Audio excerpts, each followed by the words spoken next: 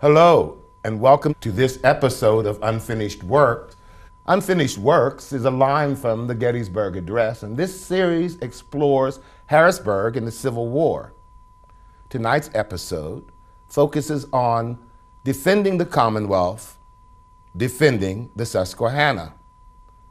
It's hard to believe that that war was fought in only 5 Aprils, 5 planting seasons that changed history, changed Pennsylvania, changed Harrisburg. I'd like to start with a few lines from an 1861 letter. This is from a student valedictorian at Dickinson College in 1861. It's dated April 12, 1861. Dearest mother and father, today my fellow brothers and I traded yearbooks to sign. A childhood friend from Pennsylvania wrote, I hope we do not meet on the battlefield, Frank. If you see the apple pie pin on my uniform, do not shoot me. What will become of us?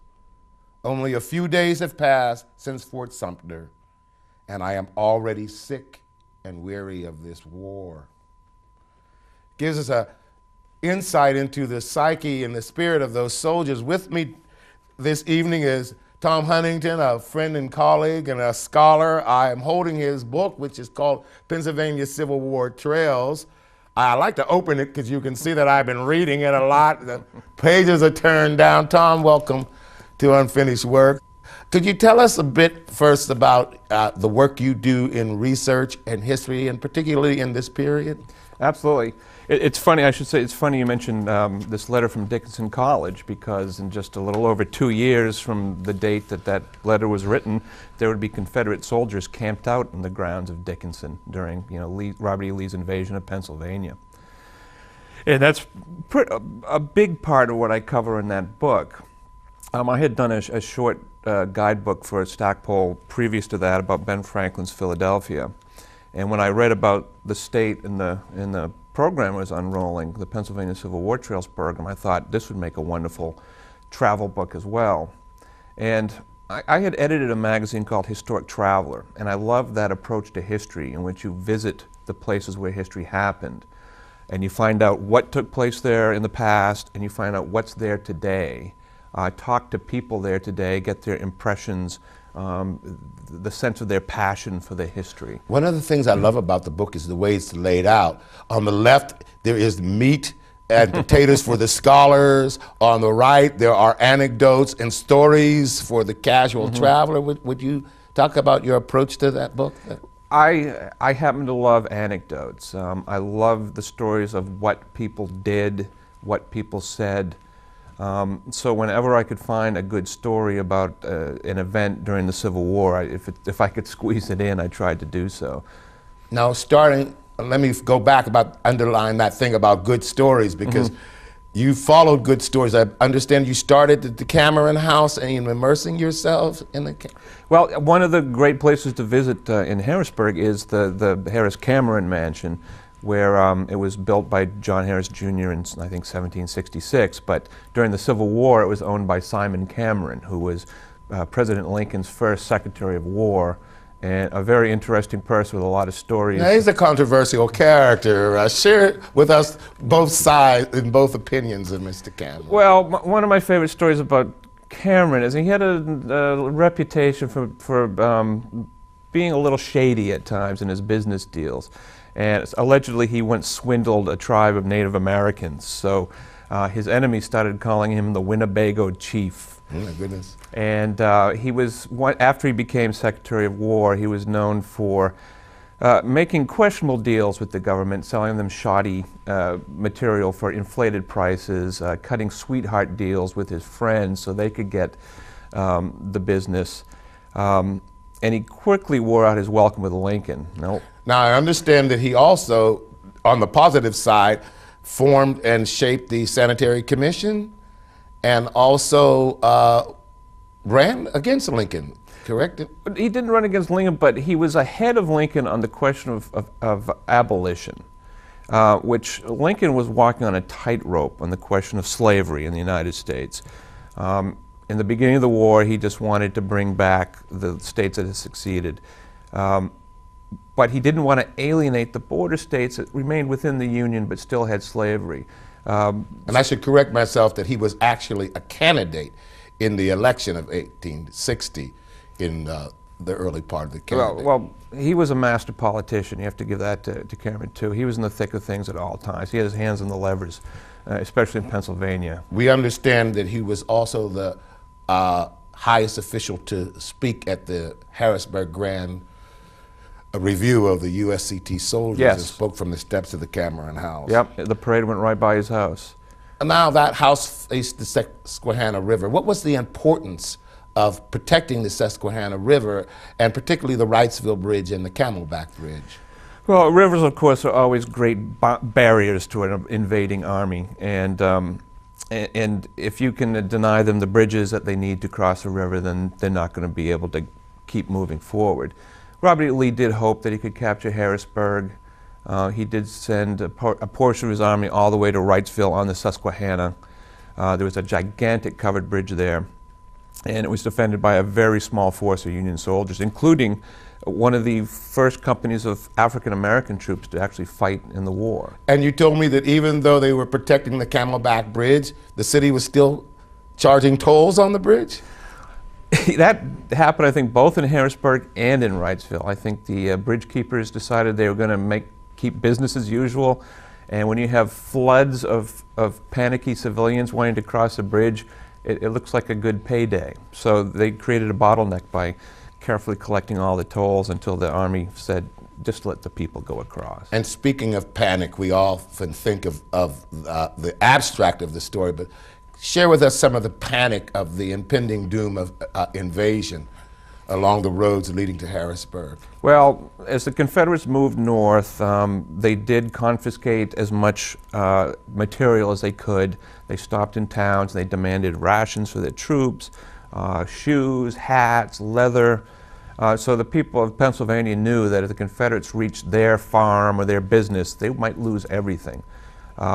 They also captured African Americans, some of them born free, and sent them back into slavery in the South. So African American citizens of Pennsylvania made a point to leave the area too. Fascinating, fascinating. Here's the point where we should bring our next guest in, Wayne Motts, CEO and Executive Director of our National Civil War Museum here in Harrisburg. We're at the Harrisburg Cemetery, and I'm here with Mr. Jim Schmick. I'm the founding president of Camp Curtin Historical Society here in Harrisburg. We're standing in front of the burial site and monument to General Geary. General Geary was a Mexican war hero, and after the war he was sent to San Francisco by President Polk to set up the Postal Service, and he did so well. He became San Francisco's first mayor, and still to this day the youngest mayor at 30 years old. His wife got ill there and he had to move back to Pennsylvania, and she passed away. Later, President Pierce had him go to Kansas and became territorial governor of Kansas from 1856 to 57. And then when President Buchanan comes on board, Geary has to leave. He comes back to Pennsylvania. Of course, we have the American Civil War. And the monument, of course, is General Geary in his Civil War uniform with a big star on the front of it, because Geary's team badge, as you might call it, the White Star Division, that's why you have a star in Geary's grave. After the Civil War, Geary comes and becomes our governor. Back then, our governor's terms were you could go 2 3-year terms. So he was 67 to 73, his terms. And one of the main things he did as governors was mine safety. That's what he championed. After his terms were up, his home was at 3rd Market Street in New Cumberland. You know, you have Geary Street in New Cumberland, San Francisco, and Harrisburg. He dies making breakfast for his young children of a heart attack at the age of 53. Tell me about other Civil War soldiers who are buried here. You have a Medal of Honor winner from Tennessee, Charles Davis, ordered a point-blank charge with cavalry charging into cannons and took them over, captured them. So Harrisburg does have a Civil War Medal of Honor winner here. You have Civil War graves. You have 155 dead from the Civil War. 15 of them are Confederate. After Gettysburg, 2,000 were dropped off to recover from their war wounds from Gettysburg. 15 died here in Harrisburg. and they are in, of course, the Civil War section. And you can easily tell them because their graves are pointed, the Union are rounded. That's how you can tell the difference of them. After Harrisburg, most of them went to prison, either in Elmira, New York, or Fort Delaware. Well, since there are Confederate soldiers here, are there also United States colored troops who fought in the Civil War buried here? No, back then the cemetery was segregated. And we do have Lincoln Cemetery on the edge of Harrisburg. We have members from the 54th and 55th Massachusetts buried there, of course, if you've seen the movie Glory. But at the time, there was not any USCT in the cemetery. And that, of course, stands for United States Colored Troops. There were other people instrumental in the progress of the Civil War, abolitionists. Can you tell me about some of those who may be buried here? You have Mordecai McKinney. Mordecai was an attorney that helped a lot of the free blacks stay free up here. And T. Morris Chester, as we all know, that helped raise funds and have men go up and enlist in the 54th Massachusetts from Harrisburg, and he did a lot of great things. His mother, Jane Chester, who also worked with Confederate prisoners in Camp Curtin, was his housekeeper, and they got to be good friends. What events happen here over the course of the year? Well, there's two major events. In the spring, you have the Dauphin County Master Gardeners, and that's usually, the date is in the spring, we're not sure of that. You have the Camp Curtin Historical Society History Comes Alive tours, which is always the Sunday after Labor Day, so it's best to come here around noon. Our viewers can pick up this booklet, Walking Tour of Harrisburg Cemetery, which has a lot of information about the cemetery and its residents. And you can get this by calling the cemetery. Welcome back to this episode of Unfinished Work, which focuses on the defense of the Commonwealth and the defense of the Susquehanna River. We were talking about the 5 Aprils, the fact that the war had been fought in only 5 planting seasons, 5 Aprils. I'd like to read a letter from 1862, October 13th, 1862, Harrisburg, Pennsylvania. Dear friends, I have only time to write to one of you and trust you will pass the news quickly. We arrived at Harrisburg on last evening's train. We expect to leave for Cincinnati this afternoon. But the boys are coming in slow. I doubt very much that we will get off for 2 or 3 days.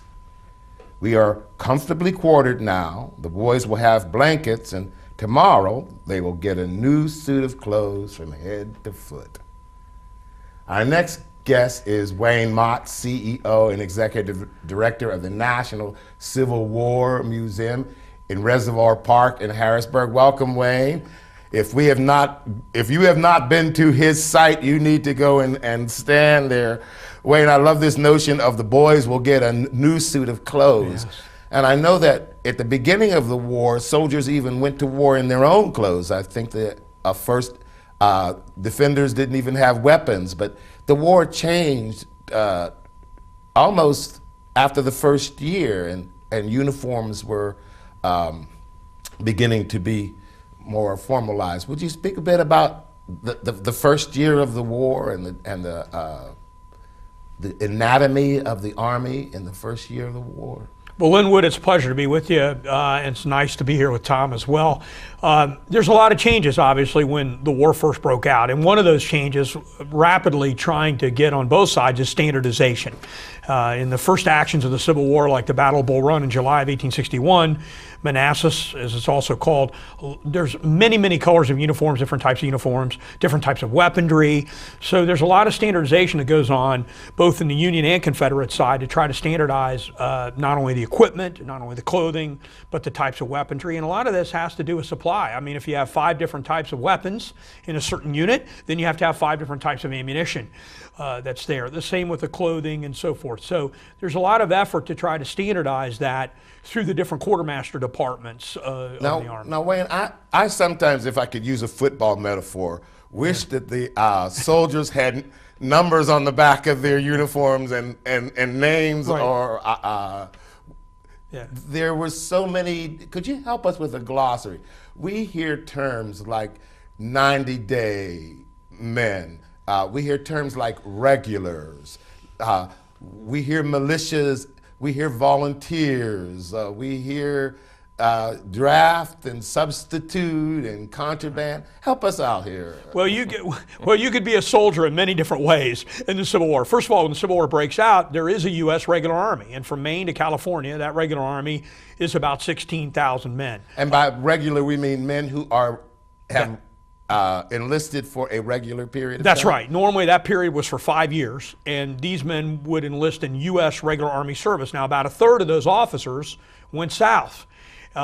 Smaller portion of the regular Army, most stayed in the U.S. regular Army. But then when the Civil War breaks out, of course, you need what we would call volunteers. Volunteers are the principal backbone of soldiers that fight in the Civil War, both for the Union and Confederate Army. And these are typically men whose occupation prior to the American Civil War was not being a soldier. It was mostly being a farmer, being a clerk, being a grocer, being an attorney, so on and so forth. So the 90-day guys, are they volunteers?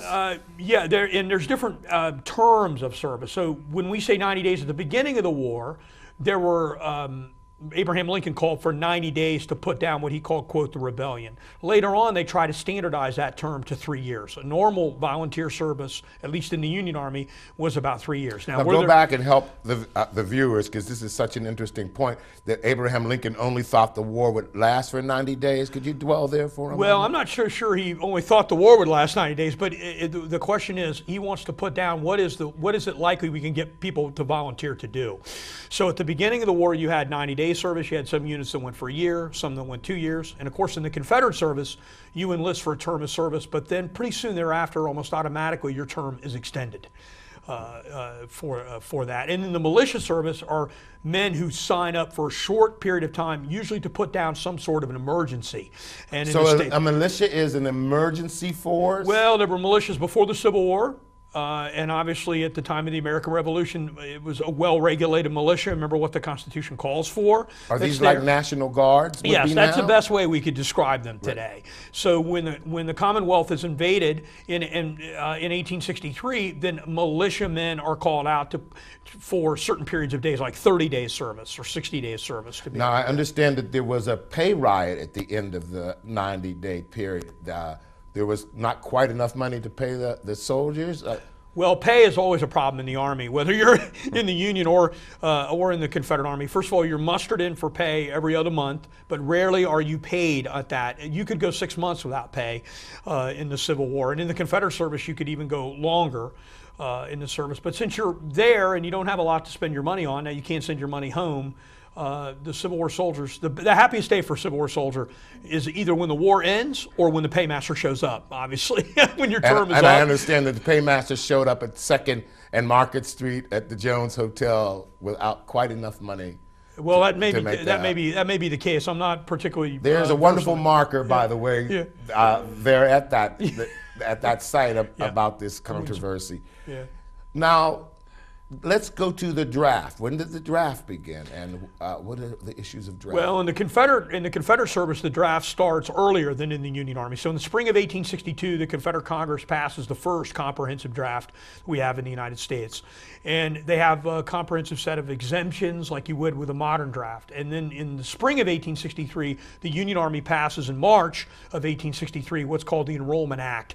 And that was the first draft for Union soldiers in the American Civil War. And there'll be 4 drafts from 1863 to 1865, what we would call compulsory service. Now, even though those drafts are passed, very few men drafted serve in the American Civil War because there are many ways to get out of the draft. Before we go to that, I understand that draft has an incentive. There is a cash incentive Right. by 1862. Would you speak? Right, you could pay a commutation fee, you could pay a fee of $300, and you could get out of the draft. And at first, they had different rules and regulations. So we're trying to summarize something here that's a changing animal as we go. But by 1864, you could get out of a year of the draft. So if the draft came back around again, you had to come up with another $300. $300 is quite a bit of money when the average salary of a lawyer is $500. Mordecai McKinney, a famous Harrisburg lawyer, only makes $500 a year at the height of his career there. So $300 is... Or you could pay a substitute to fight for you. And now will you talk about substitutes? Yeah, and the substitutes were someone you could hire to take your place to serve in the military. And at first there was a lot of variation as to what a substitute would be paid, but once they set the commutation fee at about $300, the substitutes were pretty much close to that. But as you said, really, this was one of the big complaints about the draft, was it was a rich man's war and a poor man's fight. And that's why there was opposition in many cases to the draft, because if you couldn't come up with a commutation fee or the substitution fee to pay somebody to serve, you could be liable for the draft. Substitution fee was quite an impact on a family to save their son or father or brother from going to the war. Would you speak about the draft riots? Yes, the draft obviously is widely unpopular. So first of all, we should say that if you're a local politician in any one of these jurisdictions, you never want the draft to come active into your area. So bonuses were often paid out to enlist volunteerism. You could get a bounty, and sometimes they would ask people to subscribe to that, to make donations toward it so they could pay soldiers. Now, the draft is so widely unpopular, when it was enacted in July of 1863, right after the Battle of Gettysburg in New York City. There was massive riots between July 13th and July 16th, some of the largest riots in the history of the United States. Over 1,000 people killed or wounded in the riots in New York City. Over all of that related to the opposition of the draft. So I've got regulars, I've got enlisted men, I've got volunteers, I've got militias, I've got substitutes, I've got drafted men. Kind of a complex pattern. We want to talk about the nature of all that mix in those 5 Aprils. Right. What it was like in the field and in the foxholes, in the trenches, right after we come back. I'd like to welcome you to the State Museum on 3rd Street in Harrisburg. Today we're in the Civil War Gallery, and we're going to be looking at a painting by Peter Frederick Rothermel. I'm here with curator Bradley Smith from the State Museum. And would you tell me about the painting? Sure, absolutely. The painting traces its origins to 1866, when Pennsylvania's Governor Andrew Curtin felt that there needed to be something to commemorate the role that Pennsylvania played in the Civil War. And he felt that a large painting would be an ideal way to do this. So, at his suggestion, the Commonwealth commissioned Peter Rothermel to complete the very large painting behind us, as well as 4 smaller paintings, which he completed between 1866 and 1870.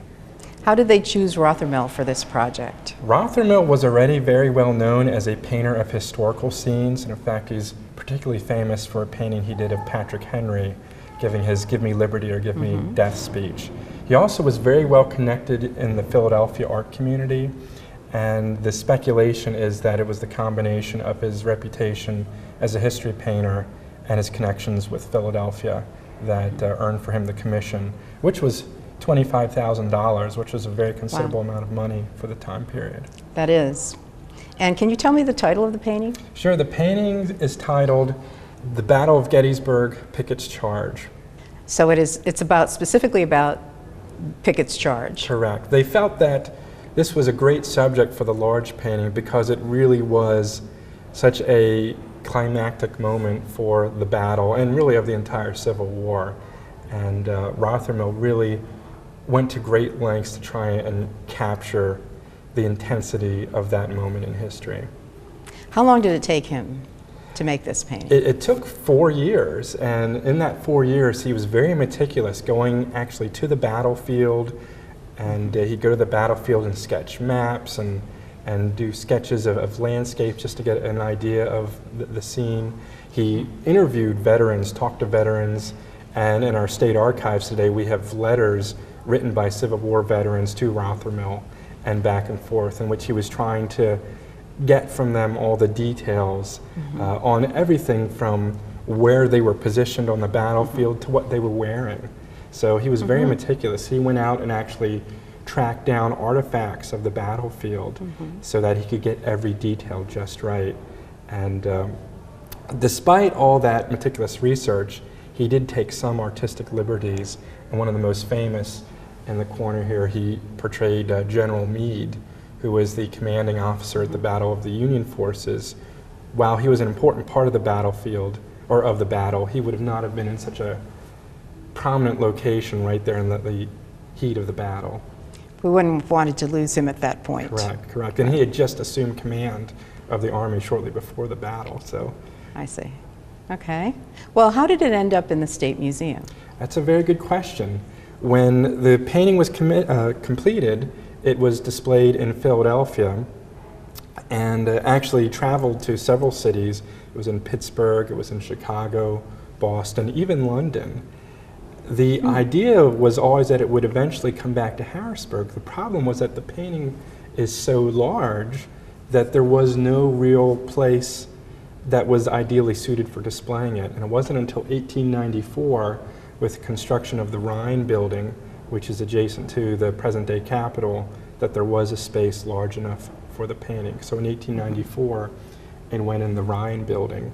Several years later, the Rhine building became the State Museum, the original home of the State Museum in 1905, and the Rothermel painting became a key part of the museum's exhibits. And then when this building was completed in 1965, they brought the painting from the Rhine building over to here.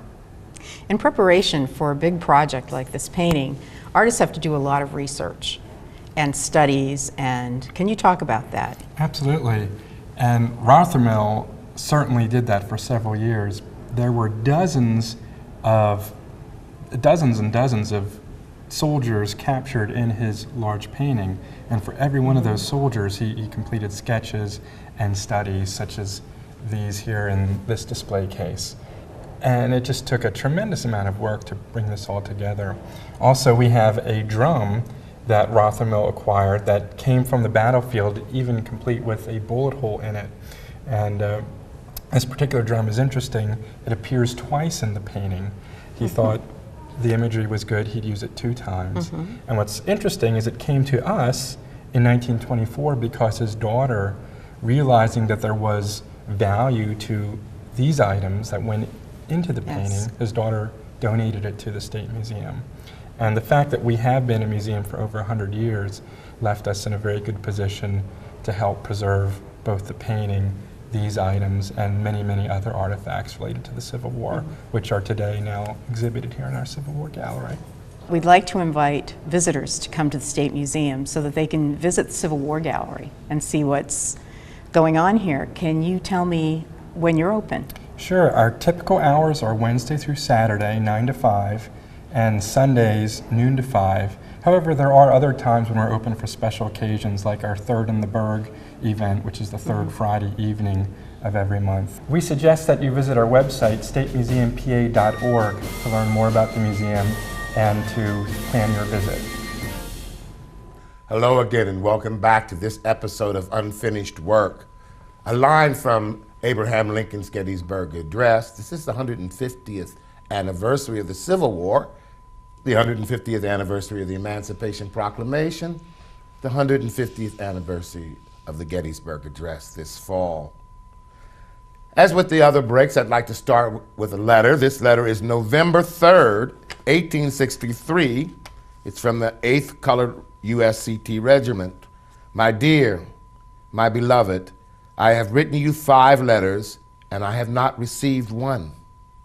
Since you sent me that picture, I thank you.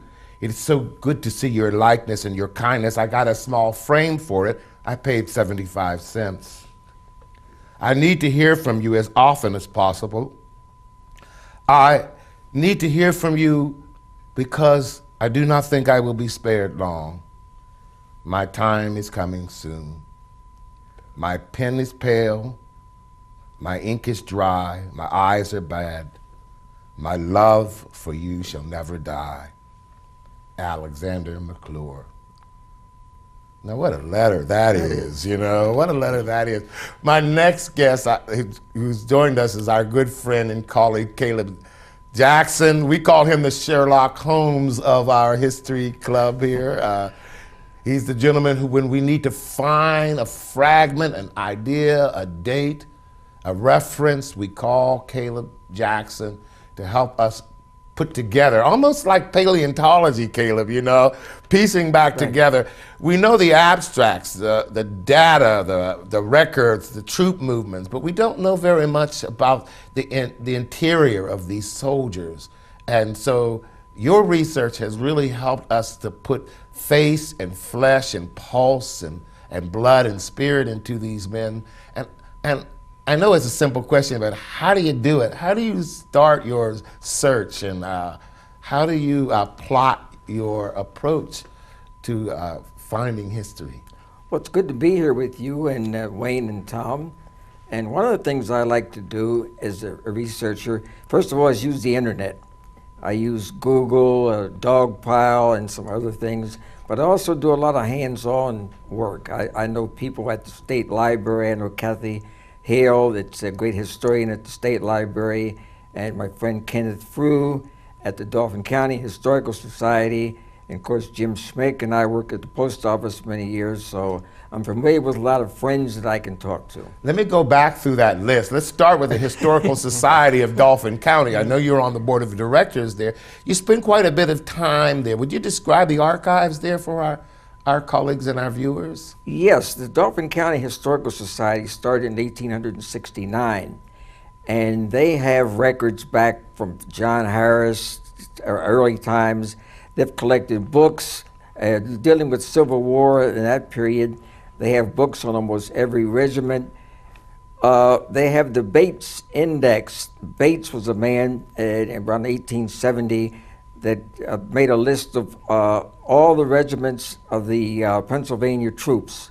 And then he indexed all the soldiers, including the USCT. And so I think it's interesting that his index is called the Index of the War of the Rebellion. That is correct. That is correct. And now you talk about the State Library. I remember you and I laugh about when we had to look at microfilm. Now you have, of course, the web. But tell our listeners how they might use the State Library. One of the great things at the State Library, other than the books, they have databases that they subscribe to. For instance, they have newspaperarchives.com that has a lot of newspapers throughout the United States, which includes the African American papers like the Pittsburgh Courier and the Philadelphia Tribune. In addition, they have the subscription to Genealogy Bank, where you can pick up the Harrisburg Patriot. Now And they you use a also lot have- of yes. obituaries that I know. How does an obituary enlighten us? Obituary and tracing descendants of Civil War veterans. If you can find their obituary, in most cases you're going to find some relative listed. Also, we also look at pension funds. Most of the wives of Civil War veterans outlived the veteran. So you follow the money. Where did the money go to? And maybe you follow when the widow died, who were her descendants. And using that, sometimes you can find people right down that are living right here today. And I know you use tax records and deeds, and how do those documents, what do they yield? Right, they also yield good information. For instance, along with city directories, when you're looking to see where people were a certain year, you look in city directories to see where they live. You might even, if you find the address, you might go to see if they own their house, did they pay taxes, did they pay rent. There's just a paper trail, and all you have to do is find it and follow it. So if viewers wanted to research their descendants who were in the Civil War, either as civilians or as soldiers, which way should they start first? I think the first place to start, if you live in this area, is come down to the Dauphin County Historical Society and talk to Ken Frew, and he's going to put, first of all, he has census records right there of the 1840, 50, up through 1870. Now these things are online, but we have them right there in alphabetical order. Now, I know you are an interpreter as well as a humanist, a scholar, and a researcher. You interpret the life of Thomas Morris Chester. Would you tell us a bit about Chester? Thomas Morris Chester has always been one of my favorites. When I was a young man, you probably heard of Ripley's Believe It or Not, but there was an African American named Rogers who had a Believe It or Not for African Americans. And lo and behold, reading it one day, he said there's a black general buried in Lincoln Cemetery in Harrisburg, Pennsylvania. And of course, living here, I followed that up. I found information about Thomas Morris Chester.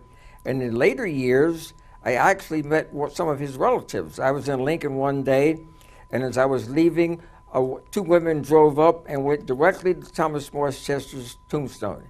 I immediately went back and talked to them, and in talking with them, I was able to meet Thomas Morris Chester's grandson, who lives in Philadelphia. Now, there's so much history of Thomas Morris Chester. We know that he was the first African-American war correspondent for the following the Army of the Potomac. We know that he was a lawyer. Why did you choose Chester, and what part of Chester's spirit do you want to frame, articulate, or translate to us? Well, Chester's Harrisburg. Chester's Dauphin County. He also became the first African-American lawyer in Dauphin County. He wrote some great speeches that we still have. And his Pride of Race speech in 1862, given at the Library Company in Philadelphia, is just one of the great inspirations for African Americans, and it's really great to read it. And you can visit Thomas Chester's grave at the Lincoln Cemetery in Pembroke. You could stand across from his home. His home was at where the Whitaker Center is now. No, the Oyster House. Oyster House. The Oyster House was where the Whitaker Center was, and his mother, Jane Chester, quite a character herself, lived at Chestnut Street in Harrisburg. We are going to come back and talk to all three of these gentlemen about how the war changed, not only changed us, but actually changed as a paradigm and a political stratagem in those 5 years. So stay with us, won't you?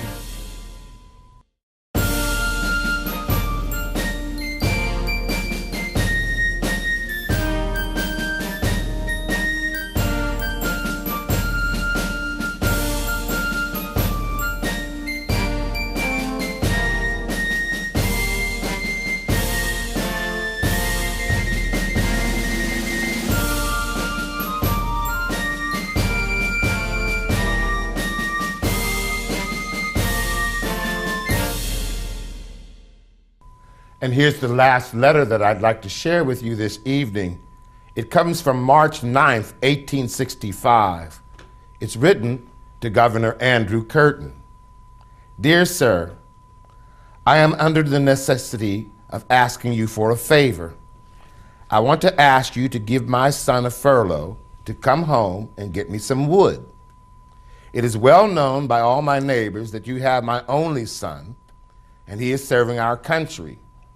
He answered the call of duty and has been serving since July of 1861 and hasn't been home yet. I have not a stick of wood or a sack of feed or anything to take care of me, not a bushel of grain. My trees are overladen. I can't do the job myself without getting sick, as I am getting along in years. I will return him healthy, well-fed, and ready for battle. Please direct your reply and answer to me as soon as possible. Your devoted daughter, Anne Sloan. No relative, but quite an interesting letter, gentlemen. Right. You know, these mothers who had seen their sons go off, Wayne, in that first defense in 1861, assuming that they would come home after 90 days, after 1 year, after 3 years. And now this mother, a farmer from central Pennsylvania, is desperate to save her crops. What was the impact of that long war on the quality of life, Tom, here in central Pennsylvania, at Dauphin County and Harrisburg? Well, it certainly had, I would say, even a greater impact on the South, which was devastated by the war. The North actually overall emerged as an industrial powerhouse, but you can't overestimate the amount of suffering and grief and broken families that the war created. I mean, it was misery and desolation. And we were talking, Wayne, in the break about that misery and desolation of the notion of this soldier being paid $13 a month, but having a hard time getting it. And would you share with our guests, would you share with us about how long it took to collect? Sure, it could take, you're supposed to be mustered in for pay every other month, every 2 months. But the reality is, because the armies are changing, situations are changing, that you might not be paid for 6 months. And in the Confederate forces, sometimes even longer. So as I mentioned, the happiest day for a soldier is when his enlistment's up, the war's over, or when the paymaster, comes into camp. And that letter that you read, that we could multiply that many times over, because I think a lot of folks, today, there is a safety net for folks, and I think a lot of folks don't realize, in the time of the Civil War, there's no Medicare, there's no Medicaid, there's no Social Security disability, there's none of these things. So for these folks that are older in years, that rely on families to help, give them food or cut their wood or do the things that you're speaking of there, you don't have that safety net. So as Tom said, I don't think that the impact can be overstated. I think it's tremendous.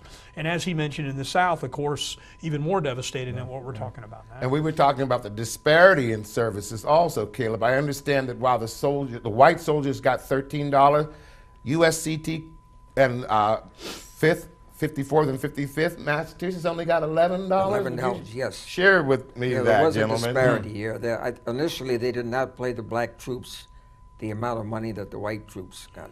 And my understanding is that their rations and uniforms were not up to par either. They had second-class uniforms, and rations were not nearly as well as the white troops received. And this is why the benevolent societies at home were so important to raise money for their uniforms.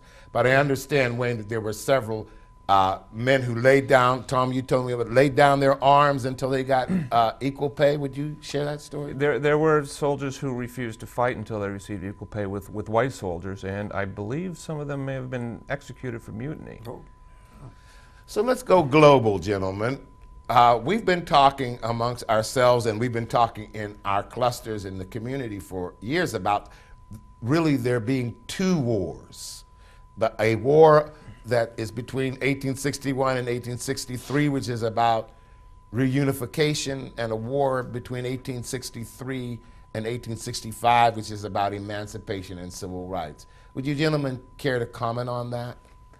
Tom, would you start? Well, the Emancipation Proclamation, which Lincoln issued on January 1st, 1863, changed the nature of the war completely. It was, I do argue with people still, people tell me that slavery had nothing to do with the Civil War. Well, I say slavery caused the Civil War. The North wasn't necessarily fighting to abolish slavery at the beginning of the Civil War. The South did leave the United States because it was worried that that Abraham Lincoln and the Northern politicians would end up abolishing slavery. But it was still at that point, from the Northern side, was a war to reunite the United States of America. But after Abraham Lincoln issued the Emancipation Proclamation, the war did change. It did then gradually become a war to end slavery. So help me with the psyche of the soldier, Wayne, that enters in 1861 thinking that he is going to war for one thing, and comes out in April of 1865 having fought for a different war.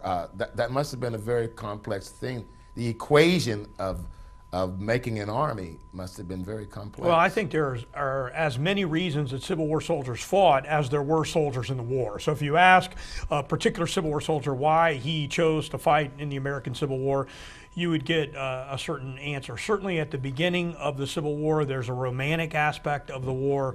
There's a volunteerism, there's a patriotism of the war. Everybody believes it'll be short, and that's of course on both sides. And then as the war wanes on, you'll have fighting for comrades, fighting for the people you're with. And whether you're in the Union or Confederate Army, especially in the volunteer units, chances are you know the people that you're fighting with, and you've known them probably your whole life. So there's an aspect there that we don't have a lot in the modern Army. And then as you get later in the war, as Tom has mentioned here, with the war that moves towards slavery, I think a lot of Civil War soldiers have gotten blood, sweat, tears invested in that. Certainly the Afro-American soldiers now coming into the service in 1863 are fighting for their race and for that purpose. So I think you have most of the soldiers embracing those goals. It depends on where the soldier obviously from. And very early in the war, if you're a place from like Boston, or you're a soldier from Ohio where Oberlin College is, or a place like that, you might be fighting for abolitionism all along from the beginning of Indeed. And Caleb, That's a point that always stuns me in 1863, particularly with the formation of Camp William Penn and the 11 regiments of the USCT. Here are men who have come up from slavery, who have fought freedom's trail, who have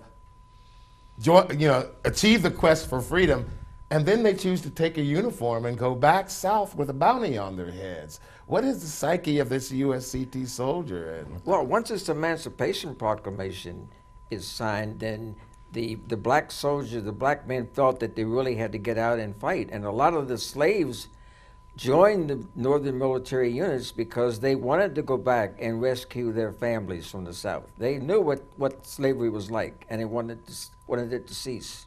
And this is my point, is this is a very complex equation called the Union Army, and a very complex paradigm called the War of the Rebellion.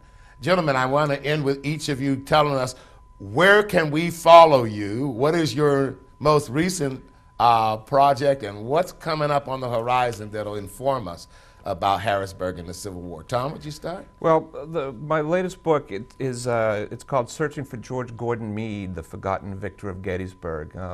It's not really focused on Harrisburg, but it's focused on the man who commanded the victorious army at Gettysburg. And it is a mixture of travel and biography and journalism and current affairs. I happen to think it's a fascinating book. And Tom, we helped you, support you on this book 7 years ago now. Yes, if we were to do it again, what updates and what upgrades to the Pennsylvania? Well, so Civil much War has changed. There are new museums that have been created. There are changes at Gettysburg. I did manage to, in a new edition, sneak in a reference to the new visitor center at Gettysburg, which was very important to include. Great. So we're hoping someone out there will refund this book. Wayne, what's up at the Civil War Museum? Obviously, we have a lot of things going on right now with the 150th and Sesquicentennial. So you can follow most of what we do on our Facebook page, of course, National Civil War Museum. You can like us there and get all the updates. You can go to our website, which is National Civil War Museum. .org, and you'll find me either there or you'll find me out talking in the community about the National Civil War Museum. And we also have, while our focus is very national, we take that national story and in many ways we tell it at a local level. So we have Camp Curtin display, for example, and some of the things related to the area we're in. We're Excellent. proud of that. And Caleb, I know you have many projects on the horizon.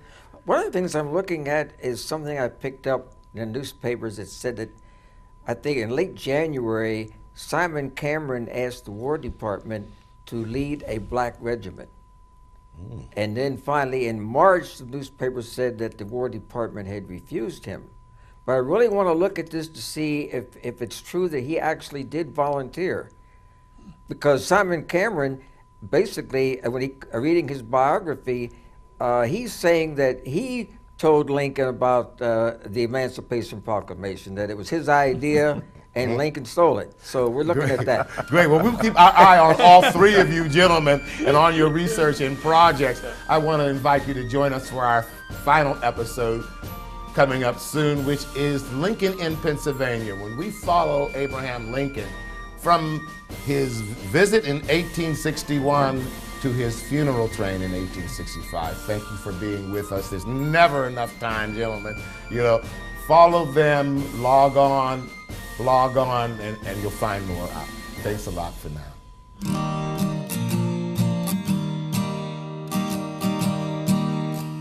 Mine eyes have seen the glory of the coming of the Lord. He is trampling out the vintage where the grapes of wrath are stored. He has loosed the fateful lightning of his terrible sword. His truth is marching on.